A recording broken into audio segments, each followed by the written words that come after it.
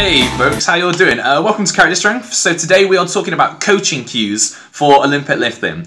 And this is a conversation I actually had with my lifter Derek. So Derek, if you're listening, thanks for the idea for this one. I think I was more moaning at Derek, so I do apologise for this. But we were doing, what were we doing? Overhead press or some kind of overhead press variation, or maybe we were probably doing jerks or something like that.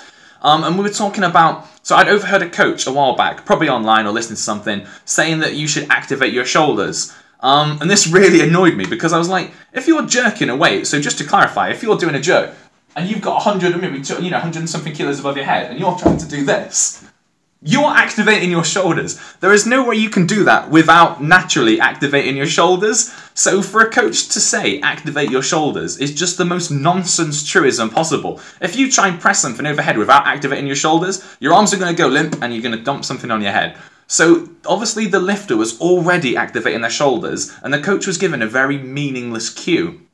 And this is one of the things that I find in coaching that a lot of people don't seem to understand, and that is a lot of people might have read a big textbook or understood the anatomy of a body or understood some scientific principle, but they don't know how to break it down so that people can actually turn that into usable information that's going to improve their lifting. So if you're saying, oh, switch on such and such a muscle, do this, pull this, what the hell does that mean? Like, it doesn't mean anything unless people understand what you're actually talking about and how to apply it. So if I give you some examples of things that we apply, my lifter Emma, if we're listening, learnt hip drive as like toe drive or as trying to hump the bar, and that worked for her.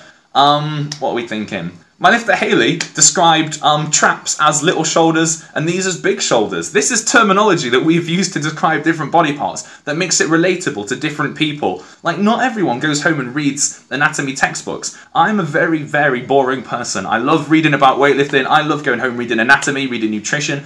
But I spend my hours every single day doing that because it's my job and because people pay me to do that. I don't expect my clients to go home and spend 2 hours reading fucking weightlifting books because that is super, super boring if you don't do that for a job. So it's about translating what you find out as a coach into something that people can actually use to lift by.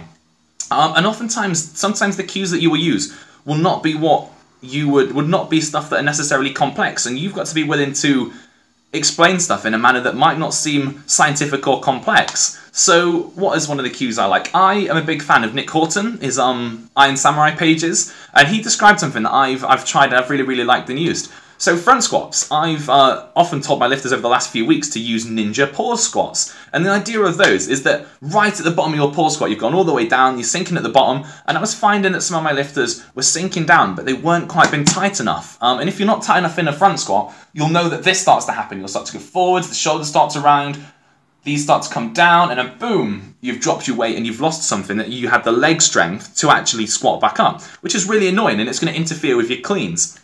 So what we've been practicing is the idea that you get to the bottom of that squat and you imagine that there's some ninja going to come up unexpectedly at any moment and just kick you or just punch you in the stomach. And you have to be braced, you have to be so tight, so locked into that stomach, so braced that that is going to do nothing to you, that ninja can kick you and you could still hold that squat position with that rack.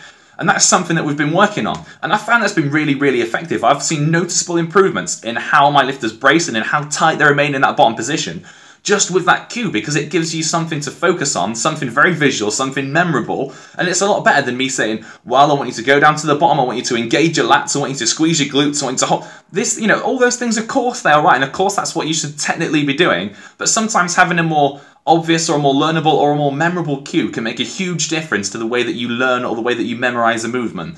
So that's really what I wanted to talk about today. Do you have any examples that you can maybe give me about some cues or some corrections that you use, or some ways that you simplify movements to learn them yourselves or to teach them to your lifters? If you do, please drop them in the comment section below. I'll try and respond, see if I can incorporate them in anything I do. If you like this video, then like the video, and I think the subscribe button will be somewhere down there. Yeah, please subscribe if you want to get some new updates, if you want to keep in touch with some of the weightlifting stuff that I do, and yeah, I'll chat to you guys soon.